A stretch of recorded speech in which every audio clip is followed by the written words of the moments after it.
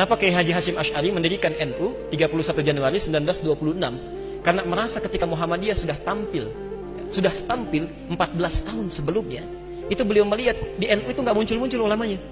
Asy'ari dengan pendiri Muhammadiyah, Muhammad Darwish, itu satu keluarga, satu saudara yang sama, bahkan ngajinya sama-sama, itu di Semarang, di Kiai Haji Soleh Darat.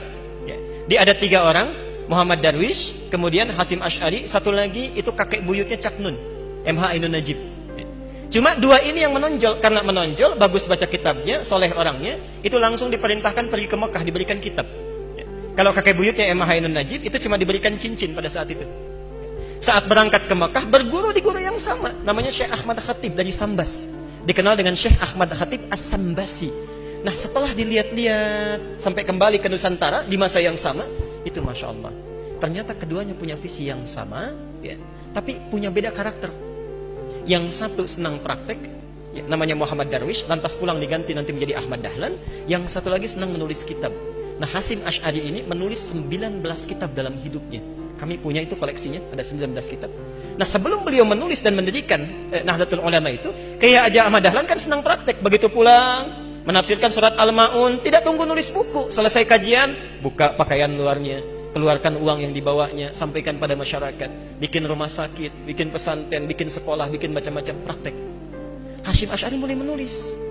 Saat meninggal Kiai Ahmad Dahlan 1924, difikirkan oleh beliau, ya, ini seorang sudah meninggal dunia, ulama belum bangkit. Maka ditulislah kemudian kitab baru yang menjadi landasan lahirnya ormas baru disebut dengan Nahdlatul Ulama. Yang ingin saya sampaikan, kedua-duanya ini ternyata satu garis nasab yang sama. Bertemu di Maulana Ishaq. Jadi kalau kita urutkan, maaf, Muhammad Hasyim Al-Asy'ari bin Abdul Wahid, bukan Kang Wahid yang ini ya, itu ada Gunawannya, ini lain. Bin Abdul Wahid bin Abdul Halim. Abdul Halim itu nama aslinya Pangeran Benawa, dikenal dengan Sultan Hadiwijaya, nama lainnya Joko Tingkir. Bin Abdullah bin Abdul Fattah bin Abdurrahman. Abdurrahman ini anaknya Sunan Giri, bukan Giri yang ini tapi ya. Nah, Sunan Giri ini anaknya siapa? Anaknya Maulana Ishaq. Nah, di Maulana Ishaq inilah nyambung nasabnya. Kiai Haji Ahmad Dahlan bin Kiai Haji Abu Bakar bin Kiai Haji Sulaiman bin Kiai Murtado bin Demang Jurang Juru Kapindo bin Demang Jurang Juru Sapisan bin Kiai Gerbek bin Maulana Ishaq.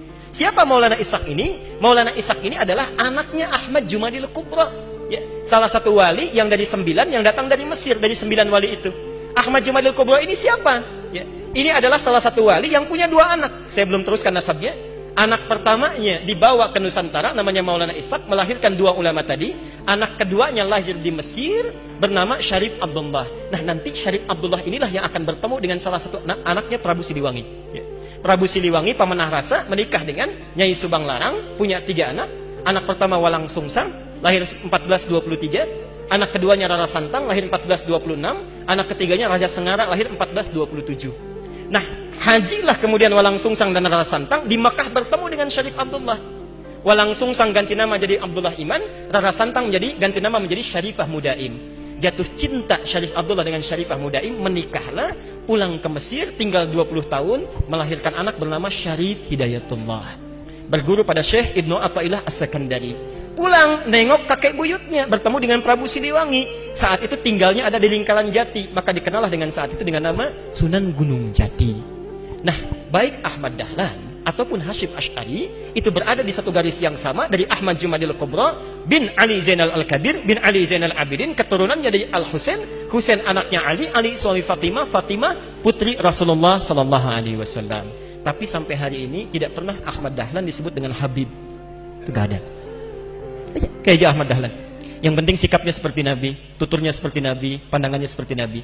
Kullu mri'in bima kasaba rahin, itu pilihan kita semua. Mudah-mudahan pertemuan hari ini kita